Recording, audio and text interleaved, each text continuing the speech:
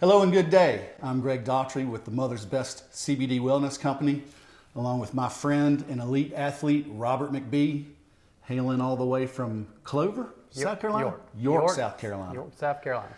Robert has been on a record-breaking tear here in the last year in the 55 and up age group as a distance runner, marathoner, ultra marathoner, and he's been lighting up the record books. So I want to welcome you here today. Appreciate your time. And just talk a little bit about your career and where you came from to get here now. Robert ran competitively in high school, had success there. Then you stepped away from the sport for a few years. And Just a few. yeah, just more than a few. But then a life-changing event took place in your life and it brought you back to the sport. Tell us a little bit about that. Well, in high school, well, actually before high school, junior high school, I was a runner, as a lot of folks do. As a kid, just enjoyed running, and one day my uncle, who was a lifelong runner, rode by in a car and saw me running with some friends.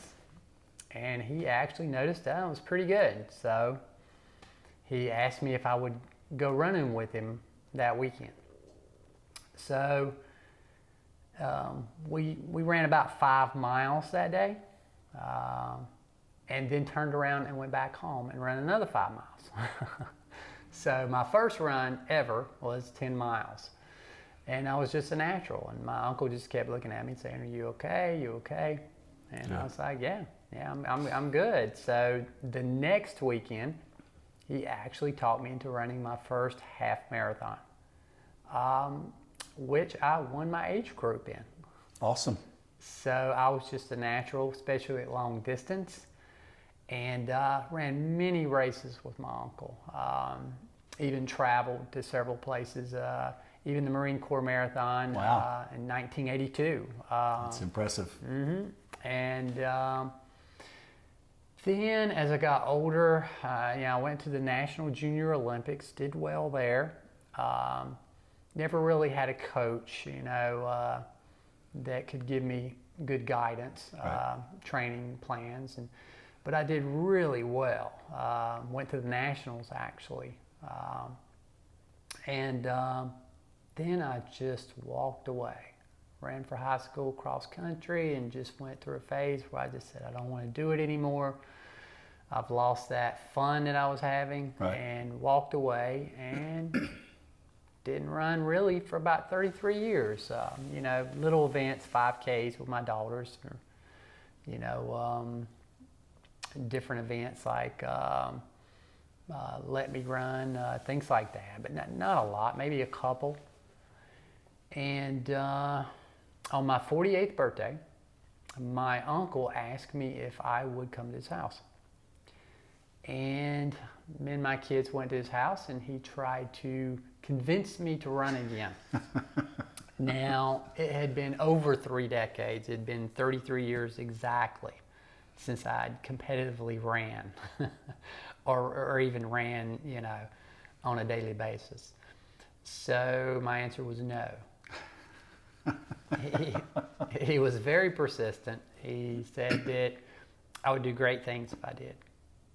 And I just thought, wow, I wish I had the confidence in myself that he had in me. But when I left, I gave him a big hug. It was a great day. I went and bought some running clothes. I went and bought a running outfit and hung it in the closet and said, I'm going to run. Well, of course, that naysayer in my head, every time I would look at it, would go, no, we're not doing this today. So, several weeks went by, and I think it was about 6 weeks exactly. And I got a phone call, and my uncle had passed away. Man. He died of an aneurysm, it's what we think, or a massive heart attack, not sure. It's tough. But, it was a sudden thing. He was in great health, just had a, physical, and it was life-changing, to say the least. I bet you. I tell people I was kind of sleepwalking through life at that point, I think we all kind of get into that phase where we're just going through life and putting our dreams to the side and just, letting life beat us up. And so it was pouring down rain. I mean, it was one of the worst rains I think I've ever seen. And I'll be honest, I was crying. It was just me and my wife there, and my father was crying on the other end of the phone, and it was very emotional. So I did the only thing I knew that would honor him. I went and put those clothes on, and I went outside and went for a run. What a great story. And so, when I was running in the rain, I told myself, I was like, no more. No more sleepwalking through life. We're gonna run a few races for my uncle, see what happens. I never dreamed where it would take me, but it was just me saying, let's go for it in life. Let's see what happens. And I'm never gonna say, well, I never tried. So it changed me as a human being, and I think my uncle would be very proud of that. My aunt, she called me up after I ran 5K in his honor. Now it's 5K, so that's 3.1 miles. It's not very far, to what I run now. But my aunt called me up and said, hey, in October, my uncle never missed a race at Myrtle Beach Mini Marathon, which is 13.1 miles or a half marathon. So I told her, hey, I'll run it in his place. Hung the phone up and said, oh my God, what did I do? So the training started, and that race I run every year. At the end of the race, my aunt's waiting on me. I give her the medal, and we continue my uncle's streak. And I just got word from that race director that he's going to be part of the legacy runners next year. They're going to honor. Awesome. She's going to let mine and his combination of never missing a race. She's going to go with that. That's a great story and a great motivator for other people that have now going to hear it and maybe use that as motivation to do something in their life as well. So you've broken some records this year already, recently, and walk us through briefly what those were and what your plans are for the next upcoming year. Well, so this year, I was hurt most of last year, and thank goodness for Mother's Best CBD gel, because this isn't a commercial, but it might be. Yeah, because a combination of things helped me to actually be able to train again and heal in the process. One of them was the gel, which really helps my tendonitis in my ankle. I had a peroneal tendonitis, which put me out most of the last year. Running on soft surface at a little chapel I run around was a game changer. And learning to run slow miles was a game changer. Not trying to kill it every mile. Right. And just really decided this year I was going to go for it. I saw several records that I wanted. I just entered the 55-59 age group. The records were held by Hall of Famers, Bob Schlau, Mark Embler. It's an elite group. David Gear. These are people who ran Olympic trials, Hall of Fame runners. And so, some people said the audacity of you to think so. And that's why I like to tell people, my goal was never to climb up to the top of the mountain and knock them off the mountain. It was to climb up to the top of the mountain and have a look around. And let me tell you, the view is glorious. Good for you. But first record was in Myrtle Beach in April. I was training for the Boston Marathon, and I felt like I was in the condition of my life. So I decided to go down to Myrtle Beach and actually go for the 10K record. And I didn't really tell a lot of people. I just drove down there, had a good time with my good friend who lives there, stayed with him, and was very relaxed that next morning. And I remember there was a motorcade of police motorcycles that led you down the interstate. Then you would go across to the other side of the interstate, and there was more that would take you to the finish line. Right. And I was leading most of the race. Wow. So there was a gentleman who told me he could run a sub 36, 10K. And I was like, wow, well, if I just hang with him, well, beginning of the race, he just kind of laid back. So I had to take the lead. And I was like, you know what, I'm going to go for it today. And all I remember is, he took the lead at the very end, but I was there with him, and I thought, wow, I got a shot at this. And I just let it all hang out that last mile. Wow. I remember I knew what the record was. I went under the timing mat and looked up, and holy cow, I realized I just set a state record that had held for a long time. And I looked around at the finish line, and there's like no family members, no runners I know. There's like nobody there. So I just kind of looked at the guy and wanted to come up to like shake my hand. I said, dude, I just set the state record in the 10K and for my age. And he's like, no way. The race director heard us, and he was excited. And so they announced it to everybody, and it was a big deal. Yeah, heck yeah. And so that was my first state record. The next weekend, decided to come out and give it a shot for a 5K. These courses have to be certified. Right. USATF certified course for it to count. They go by gun time. Gotcha. So a lot of things go into this, if it's going to count as a record. So the 5K was a certified course. I ran it. My wife was with me at this one. And there was a guy who was saying, hey, I'm a sub 17 pace 5K runner. And I went, gotcha. Well, the record's 17:03. If I hang with him, yeah.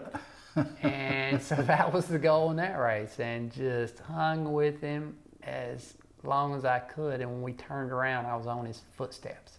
Excellent. And I just remember running. Now I had to, do the same running back, and yeah. And I was kind of wore out, and all of a sudden I heard "Go Robert," and I looked over, and my wife was filming, and it just gave me a lot of encouragement. And I said, well, let's go down swinging, let's don't crash. And I remember seeing the time as I got closer, and holy cow, I was like, yeah, I got this. And I actually broke 17. Wow. 16:59, the first 55 to 59-year-old to do it in a road race in South Carolina history and North Carolina history. That is awesome. It's a great story. Later found out the race director had changed the course slightly, and because she didn't get it recertified, that record didn't count. No, no. But that's okay, because I'd proven that you could do it. Right. And you could break 17 to 55-year-old. Next record was July. This is probably the one I'm most proud of, because I knew I was going for the marathon record in December, so it was going to be the same time as the marathon record.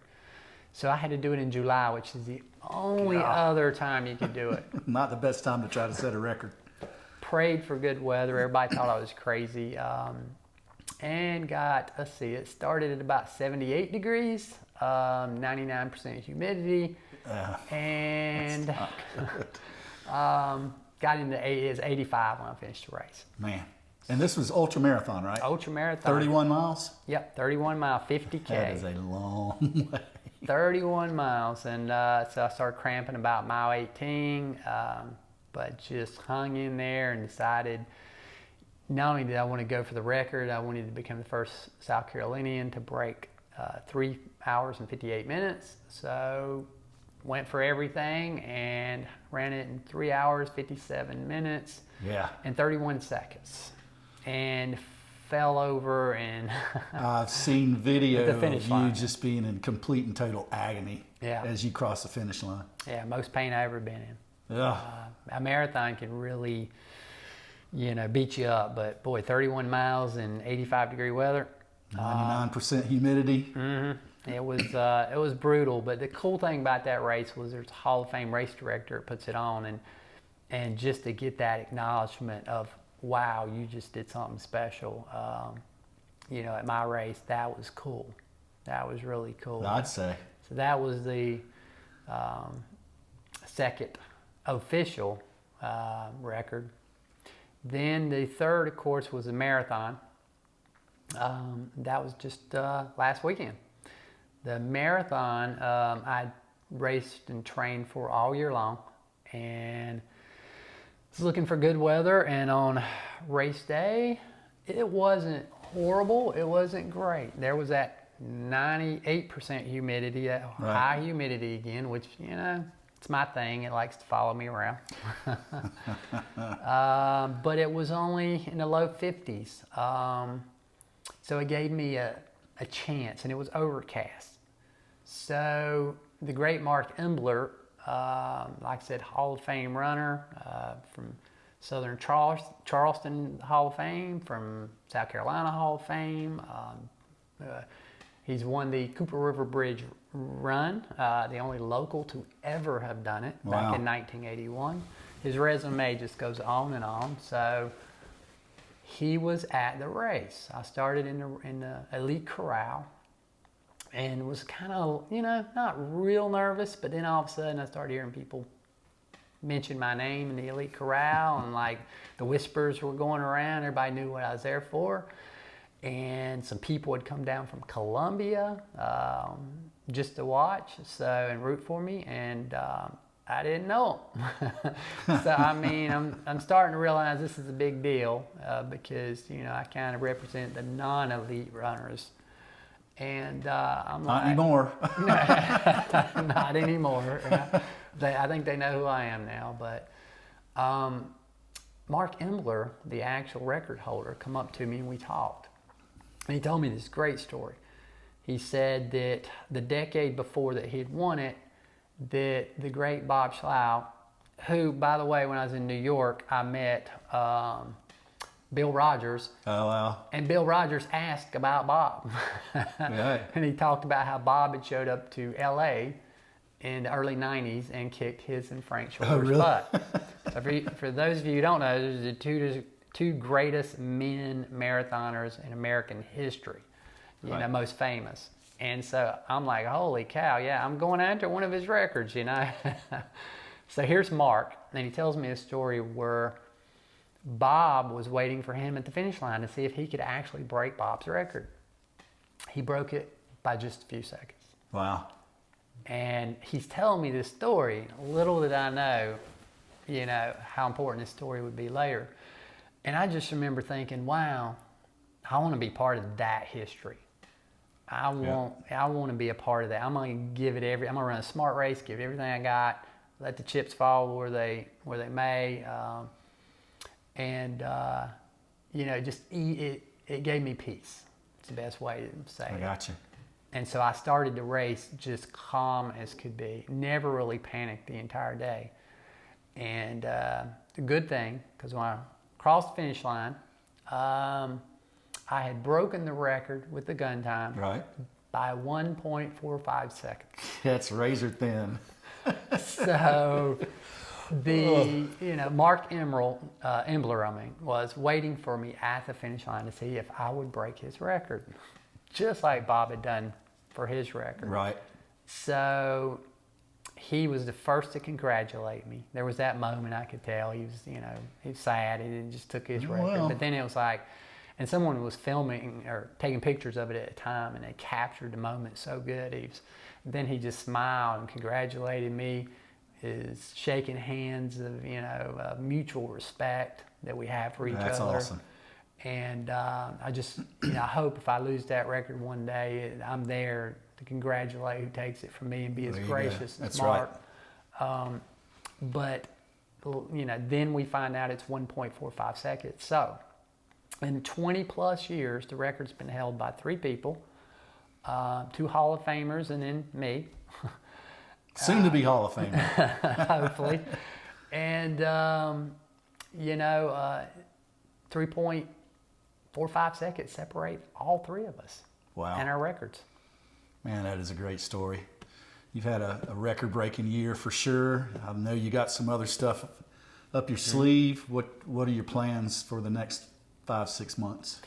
Well, I was, in April's when I started my records, so of last year.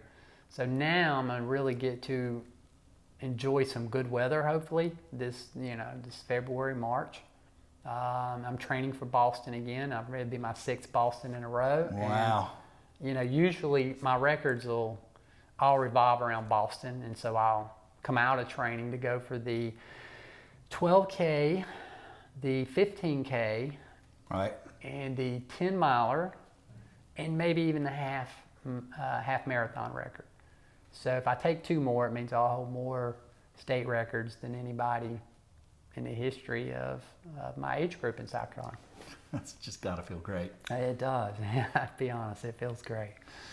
So a lot of hard work, though. No, I know it. And people that I know that know you and live over where you do, they say, yeah, that's that guy that I always see running up and down the road over there. But Robert has known me since before we started the Mother's Best CBD business. And I twisted his arm and said, man, we've got some muscle gel that people really seem to like. And, I know you're training. I was like, just give it a try and let me know. Absolutely. Let me know how it works. So what's your opinion of that product? Well, Greg said, as soon as you put it on, you'll notice, it works. It won't take long at all. Right. And man, he was 100% accurate in that statement. Right. Because there again, I was battling a really bad injury that I still have. It's never went away. I've just learned to deal with it. Right. While setting all these records. And like I said, running on soft surface, doing speed work on treadmill, and Mother's Best. I mean, it works fantastic. As soon as I put it on, it really worked on my tendonitis. Can't live without it right now. I mean, and that's, we like that's to hear the that. truth, right? It really takes the pain away and allows me to do what I do. And without it, honestly, now remember, 1.45 seconds. That means, I was telling my daughter, that there's 10,555 seconds that I was running that marathon. In that race. Yeah, that's 2 hours, 55 minutes, 55 seconds. Do the math. Right. Every second mattered. That's I right. mean, it's mind-boggling to think about. And, I put my CBD gel on that morning. Night before when I went to bed, it's always about keeping that inflammation down and keeping that tendonitis at bay, and so I can do what I love to do. Glad it's helped you in your training. My quick 30-second sales speech for this is, this comes from our small farm, and we grew all the hemp that's in this organically, and as pure as you can grow it. It's farm-to-table concept. It has 500 milligrams of full-spectrum CBD oil in it. So it's a clean, pure product, and I'm really grateful for Robert starting to use it, because I'd like to really introduce it to athletes. A lot of people that are getting a little bit older, aching joints and shoulders and stuff, have used it. Where we are every weekend at the farmers market in Charlotte, we'll give people free samples, and they'll walk around for 15 minutes and come back and buy it and just say, that's the best stuff I've ever used. So That's what happened to me. here's a testament to that. And we appreciate you using it and supporting us, and appreciate your time today. Absolutely. And hope we can bring you back in again to keep in touch with you on your record seeking going down the road. And just appreciate you being a part of our plan and our program and using our products. It means a lot to me. Thank you, Greg. Have a good rest of your day, and we'll check back in with you soon. Thanks, Sounds Robert. good.